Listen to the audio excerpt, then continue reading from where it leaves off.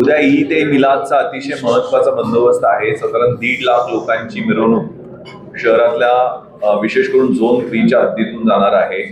तर त्या अनुषंगानं आम्ही स्वतः जॉईंट सीपीज, ॲडिशनल सीपीज हे सगळेजण नियोजनामध्ये आणि बंदोबस्तामध्ये सहभागी आहोत.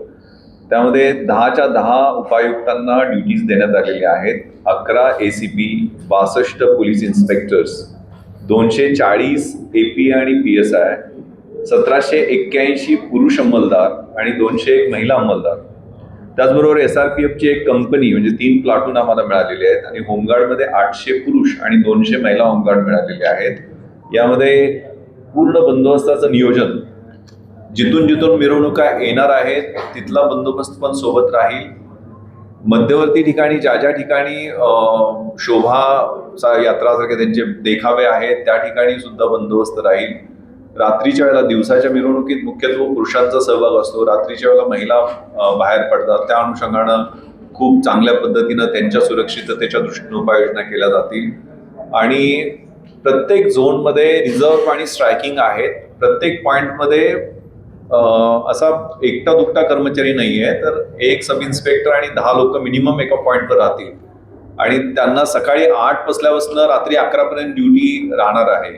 तर त्यातले स्लॅक अवर्समध्ये कमी कर्मचारी आणि मग रिइन्फोर्समेंट टप्प्याटप्प्याने वाढत जाणार आहे. तर अतिशय सिस्टमॅटिक, विचारपूर्वक याचं नियोजन करण्यात आलेलं आहे. निश्चितपणे नागपूरकरांनी कृपया कुठल्याही रुमर्सवर किंवा कुठल्याही पद्धतीच्या गैरसमज पसरवण्याचा प्रयत्न होईल त्याला बळी पडू नये. पोलिसांना तुमच्याकडे काही अनुचित प्रकार कुठं निदर्शन असला आम्हाला कळवावा. 112 वरती आम्ही उपलब्ध आहोत प्रत्येक चौकात, प्रत्येक ठिकाणी. परंतु बऱ्याचदा मोबाईल काम करत नाहीत. आमच्या वायरलेस यंत्रणा काम करत आहेत. आमच्या व्हेकल्स प्रत्येक ठिकाणी पब्लिक ॲड्रेस सिस्टम सह लावलेले आहेत. 10 डेडिकेटेड वेगळ्या पब्लिक ॲड्रेस सिस्टम आपण लावत आहोत. त्यामुळं विशेषतः रुमर मॉंगरिंग, सोशल मीडियाचा अपप्रचार, त्याच्याबद्दल we will come very heavily. खूप कॉग्निझेबल आणि नॉन बेलेबल स्वरूपाचे गुन्हे जर अशा पद्धतीचा अपप्रचार करण्याचा कोणी प्रयत्न केला तर दाखल केले जातील.